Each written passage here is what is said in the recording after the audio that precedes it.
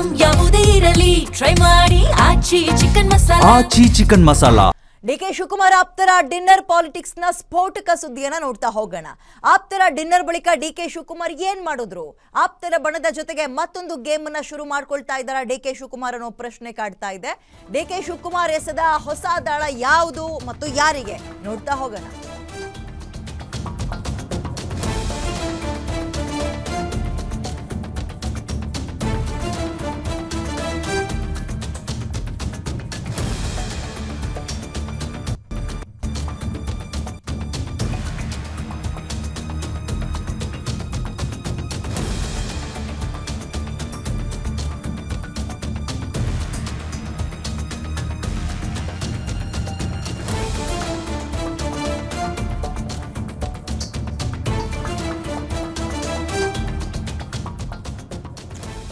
DK Shivakumar ಆಪ್ತರ dinner politics ನ ಸ್ಫೋಟಕ ಸುದ್ದಿ.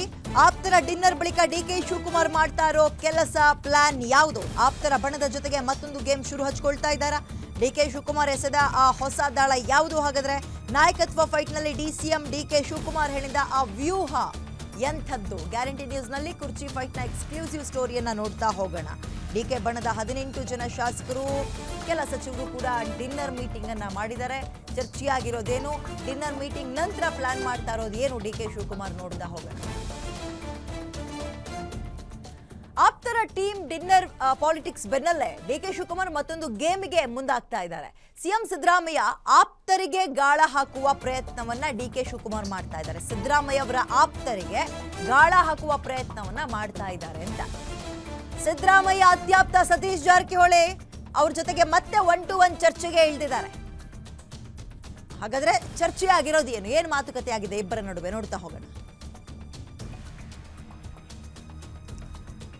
ಜಾರಕಿಹೊಳಿ ಅವರೇ, ನೀವು ನಾಯಕತ್ವ ವಿಚಾರದಲ್ಲಿ ನನಗೆ ಸಪೋರ್ಟ್ ಮಾಡಿ, ಕೆಪಿಸಿಸಿ ಅಧ್ಯಕ್ಷ ವಿಚಾರದಲ್ಲಿ ನಿಮಗೆ ನಾನು ಸಪೋರ್ಟ್ ಮಾಡ್ತೀನಿ ಅಂತ ಡಿಕೆ ಅವರು ಮಾತಾಡಿದ್ದಾರೆ. ಇನ್ಸೈಡ್ ಸ್ಟೋರಿ ಇದು ಅಂತ ಡೀಟೇಲ್ಸ್. ಸಿದ್ದರಾಮಯ್ಯನವರು 2 ಸಲ ಮುಖ್ಯಮಂತ್ರಿ ಆಗಿದ್ದಾಯ್ತು, ಈಗ ನೀವು ಆಗಬೇಕು. ನನಗೆ ಸಿಎಂ ಆಗಕ್ಕೆ ಸಪೋರ್ಟ್ ನೀವು ಮಾಡಿ, ಕೆಪಿಸಿಸಿ ಅಧ್ಯಕ್ಷ ನೀವು ಆಗ್ಬೇಕಲ್ಲ, ಆ ಸ್ಥಾನಕ್ಕೆ ನಾನು ಸಪೋರ್ಟ್ ಮಾಡ್ತೀನಿ ಅಂತ ಡಿಕೆ ಶಿವಕುಮಾರ್ ಹೇಳ್ತಾ ಇದ್ದಾರೆ.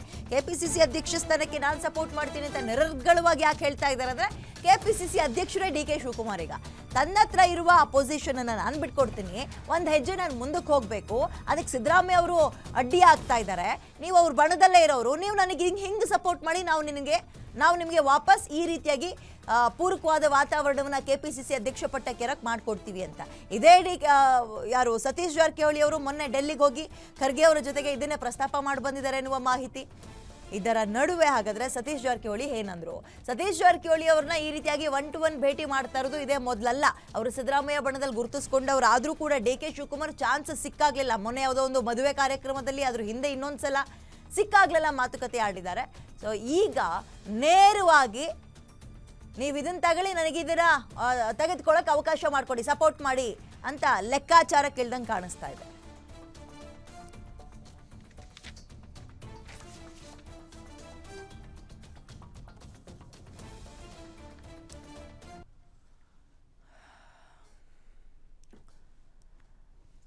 ಓಕೆ, ಇದೀಗ ಆಪ್ತರ ಡಿನ್ನರ್ ಪಾಲಿಟಿಕ್ಸ್ ಬೆನ್ನಲ್ಲೇ ಡಿಕೆ ಶಿವಕುಮಾರ್ ಮತ್ತೊಂದು ಹೆಜ್ಜೆಯನ್ನ ಮುಂದಕ್ಕಿಟ್ಟಿದ್ದಾರೆ. ಅದು ಸಿದ್ದರಾಮಯ್ಯ ಅವರ ಬಣದಲ್ಲಿ ಗುರುತಿಸಿಕೊಂಡಿರುವ ಸತೀಶ್ ಜಾರಕಿಹೊಳಿ ಅವರನ್ನ ಭೇಟಿಯಾಗಿದ್ದಾರೆ ಅಂತ. ಭೇಟಿಯಾದ ಉದ್ದೇಶ ಕೇವಲ ಡಿಕೆ ಶಿವಕುಮಾರ್ ಅವರ ಆಸೆಯನ್ನ ಈಡೇರಿಸಿಕೊಳ್ಳೋದಲ್ಲ, ಅವ್ರಿಗೆ ಬೇಕಾಗಿರೋದನ್ನು ಕೊಡಕ್ಕೆ ನಾನು ರೆಡಿ ಇದ್ದೀನಿ ಅಂತ. ಡಿಕೆ ಶಿವಕುಮಾರ್ ಎಸೆದ ದಾಳಕ್ಕೆ ಸತೀಶ್ ಜಾರಕಿಹೊಳಿ ಅವರ ಉತ್ತರ ಏನಿತ್ತು? ಅವ್ರ ಮಾತು ಕೇಳಿ ಹೈಕಮಾಂಡ್ ಕಡೆ ಬೆರಳು ತೋರಿಸಿದ್ದಾರೆ ಡಿಕೆ ಜಾರಕಿಹೊಳಿ ಅವರು. ಹೈಕಮಾಂಡ್ ಏನ್ ಹೇಳ್ತಾ ಹಂಗೆ ಕೇಳೋಣ ಅಂತ. ಹೈಕಮಾಂಡ್ ಹೇಗೆ ಹೇಳುತ್ತೋ ಅದೇ ನನ್ನ ನಿಲುವು ಅಂತ ಹೇಳಿದ್ದಾರೆ ಸತೀಶ್ ಜಾರಕಿಹೊಳಿ. ನನ್ನ ನಿಲುವನ್ನ ಮಲ್ಲಿಕಾರ್ಜುನ್ ಖರ್ಗೆ ಮುಂದೆಯೂ ಹೇಳಿದ್ದೀನಿ. ಸತೀಶ್ ಜಾರಕಿಹೊಳಿ ಅವರು ಡಿಕೆ ಮಾತಿಗೆ ಹೆಚ್ಚು ಮಾತನಾಡದೆ ಅಷ್ಟೇ ಉತ್ತರ ಕೊಟ್ಟಿರೋದು. ಹೈಕಮಾಂಡ್ ಹೇಗೆ ಹೇಳುತ್ತೋ ಹಂಗೆ ಕೇಳೋಣ. ನಿನ್ನೆ ರಾತ್ರಿ ಅಷ್ಟೇ ಖಾಸಗಿ ಹೋಟೆಲ್ನಲ್ಲಿ ಡಿನ್ನರ್ ಮೀಟಿಂಗ್ ಮಾಡಿದ್ರು ಡಿಕೆ ಶಿವಕುಮಾರ್ ಆಪ್ತರು. ಅದನ್ನು ಒಂದು ಬರ್ತ್ಡೇ ಸೆಲೆಬ್ರೇಷನ್ ಅಂತ ಹೇಳಿದ್ರು.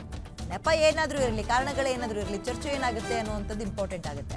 ಬಜೆಟ್ ಸಭೆಗೂ ಮುನ್ನ ಒಗ್ಗಟ್ಟು ಪ್ರದರ್ಶನ ಮಾಡೋಕೆ ಮುಂದಾದಂಗೆ ಕಾಣಿಸ್ತು. ಡಿಕೆ ಶಿವಕುಮಾರ್ ಬಣದ 38 ಜನ ಶಾಸಕರು ಒಟ್ಟಿಗೆ ಸೇರಿದ್ದು. ಇದರ ನಡುವೆ ಈ ಅಂಜಿಕೆ, ಅಳುಕು ಅಥವಾ ಈಗೋ ಇವೆಲ್ಲವನ್ನ ಬಿಟ್ಟು ತಮ್ಮ ಸರ್ವ ಪ್ರಯತ್ನವನ್ನು ಡಿಕೆ ಶಿವಕುಮಾರ್ ಸತೀಶ್ ಜಾರಕಿಹೊಳಿ ಅವರ ವಿಚಾರದಲ್ಲಿ ಮಾಡ್ತಾ ಇದ್ದಾರೆ. ಇದು ಮೊದಲನೇ ಭೇಟಿಯೂ ಕೂಡ ಅಲ್ಲ ಇಬ್ರದ್ದು. ಹೇಳಿದ್ದೀನಿ. ಅಲ್ಲ ಎಲ್ಲ ನಮ್ಮ ನಾವೇ ಊಟ ಮಾಡಿಸ್ಬೇಕಂತೇನಿಲ್ಲ, ನಾವೇನು ಅದೇನ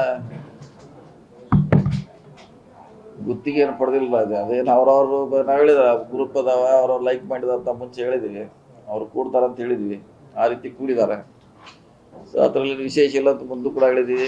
ನಾವು ಕೂಡಿದೀವಿ, ಬೇರೆಯವ್ರು ಕೂಡಿದ್ದಾರೆ, ಊಟಕ್ಕೆ ಕೊಡ್ತಾರೆ, ಬೇರೆ ಸಂದರ್ಭದಲ್ಲಿ ಕೊಡ್ತಾರೆ.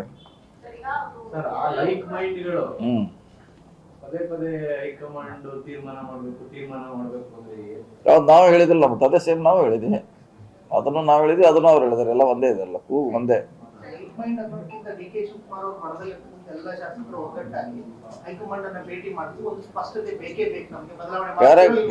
ಬದಲಾವಣೆ ಎಲ್ಲ ಸ್ಪಷ್ಟತೆ ಅಷ್ಟೇ ಕೇಳ್ತಾ ಇದೀವಿ. ಬದಲಾವಣೆ ಮಾಡೋದು ಬಿಡೋದು ಅವ್ರಿಗೆ ಬಿಟ್ಟಿದ್ದವ್ರು. ಗೊಂದಲ ಬಗೆಹರಿಬೇಕಂತ ಎಲ್ಲರದ್ದು ಆಸೆ ಇದೆ, ಅವ್ರದ್ದು ಇದೆ, ನಮ್ದು ಇದೆ, ಎಲ್ಲರದ್ದು ಇದೆ, ಪಾರ್ಟಿ ಅವ್ರದ್ದು. ಅವ್ರು ಅದನ್ನ ಹೇಳಿದ್ರೆ ನಾವು ಅದನ್ನೇ ಹೇಳಿದ್ರೆ ವಿಶೇಷ ಏನಿಲ್ಲಲ್ಲ. ಗೊಂದಲ ಇರೋದು ನಿಜ, ಅದನ್ನ ನಾವು ಹಿಂದೂ ಒಪ್ಕೊಂಡಿದ್ದೀವಿ, ಇವತ್ತು ಒಪ್ಕೋತೀವಿ. ಸೊ ಬೇಗ ಬಗೆಹರ್ಬೇಕು. ನಾವು ಡೆಲ್ಲಿವರೆಗೆ ಹೋಗಿ ಹೇಳಿ ಬಂದೀವಿ ಒಂದು ವಾರದಿಂದನೇ ಅಷ್ಟೇ. ಅದನ್ನೇ ಅವರು ಇಲ್ಲಿ ಹೇಳಿದ್ದಾರೆ ಅಷ್ಟೇ. ಗೊಂದಲ ಬಗೆಹರ್ಲಿಕ್ಕೆ ಹೈಕಮಾಂಡ್ ಏನಾದ್ರು ಹೇಳಲೇಬೇಕು, ಅದನ್ನ ಅವ್ರು ಹೇಳ್ಬೇಕ್ರಿ ಅವರು.